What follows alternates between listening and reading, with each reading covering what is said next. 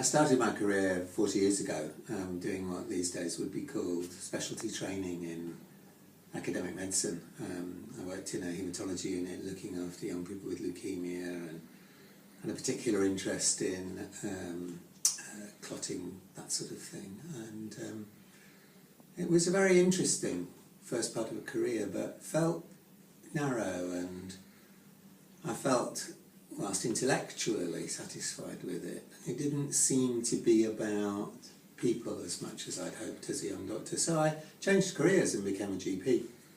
I was very happy being a GP. I don't think of myself as a GP, and enjoyed being in a community and seeing what happened over time with patients. It was always nice to see a young woman and then take her through pregnancy and then look after the baby, and similarly looking after older people with their illnesses and then perhaps with their end-of-life care. It's a great thing to do as a young doctor. But again, it felt restricted this time because the sorts of things that happened to patients weren't what I wanted them to. So I changed career for a second time and became a specialist in public health with an interest in the quality of healthcare. And that's led to all sorts of opportunities for me, both in senior leadership roles, but also thinking through how it is that we can improve outcomes for patients, certainly in a clinical way, but improve the experience for patients in a process and make staff happier as well. So my journey's taken me from a very high, intellectually intensive branch of medicine through to being really a coach for how all medicine can work, all healthcare can work, and now in our system, how health and social care can work together better for the outcomes for our patients. Years ago, I was lucky enough to go to Japan and train in continuous improvement, Kaizen as they call it in Japan. Lean is the system that many people refer to, and what I learned was obviously called the Toyota production system. Whatever you call it doesn't really matter. It's fundamentally based on 2 or 3 key concepts. Like, for example, you're really looking for value for the customer. In our case, the patient. What is it that they want? How do we focus the processes and the outcome of the processes on them rather than on us? And being in Japan and learning that, it changed me as a leader to someone who thinks about waste, who thinks about flow, who thinks about defects, who thinks about the ways in which we can change things, very much from that total production system way. Now, it surprises me in a sense as a doctor and as a senior manager in the NHS. I didn't expect to be working on a manufacturing production line, learning how to do improvement. But it turns out that it all really applies.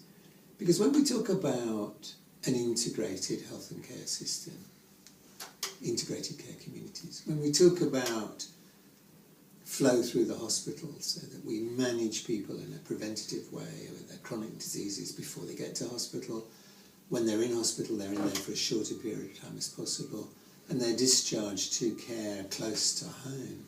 We are talking about a lot of processes that don't currently work necessarily in the best interests of the patient. So our vision of an integrated system, a health and care system that works for people, is actually a vision of a lean system, a system where all of the processes work perfectly, there isn't any waste in the system, and as we pass down the system as a patient or as a service user, or even just as a member of the public interested in their own health, we don't get a bumpy ride, we get a smooth ride to the outcome that we want. Because that's the vision of our system, that we have an integrated health and care system that produces health for people, but is done with people, that the customer, the citizens of North Cumbria, the people who are our patients in the long term or who just pass through our system as an emergency. They dictate how the system should work. They join in with the design of the system. It really is that kind of democratic process of run by the people, with the people, for the people. One of the most it's kind of impactful, and it's a clumsy word, but it really did hit me right here when I first saw it. One of the most impactful bits of data I've ever seen from research was a chart that Michael West put up years ago when he was first doing his research into the connection between mortality in hospitals and how engaged the staff were.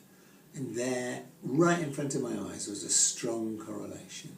Indeed, you could explain 16 or 17% of the variation in mortality between hospitals by the variation in the engagement, or if you like, happiness of the staff.